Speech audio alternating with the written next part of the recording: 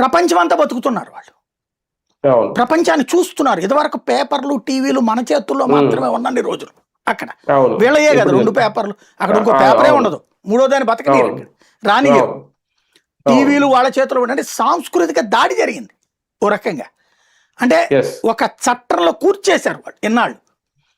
Social media, digital media, ఈ 2Gలు వచ్చి మనకి 2GB ఫ్రీలు వచ్చి పబ్లిక్కి ప్రపంచాన్ని చూసే అవకాశం ఏర్పడింది.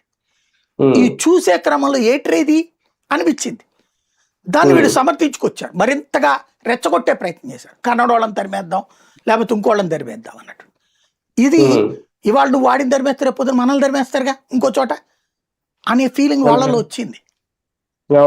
ఆల్టర్నేటివ్ కోరుకున్నారు వాళ్ళు. దీనికి తోడు ఎమ్మెల్యేల అవినీతి అసహ్యపూరితం అంట. ప్రతి ఎమ్మెల్యే కూడా ఇక్కడ ఎట్లయితే ఇప్పుడు ఇసుక, మద్యం అన్ని అడ్డగోలుగా వాడు వాళ్ళ మనుషులే చేస్తున్నారు, అక్కడ సేమ్ అరాచకాలు జరుగుతున్నాయి అక్కడ. దానికి అంతటికి ఉదయనిధి స్టాలిన్ సపోర్ట్ అక్కడ, స్టాలిన్ సపోర్ట్ అక్కడ. అక్కడ వాస్తవంగా చెప్పాలంటే ఇన్వెస్ట్మెంట్స్ ఆంధ్ర కంటే ఎక్కువ వచ్చినాయి. విదేశీ ప్రత్యక్ష పెట్టుబడులు భారీగా వచ్చినాయి.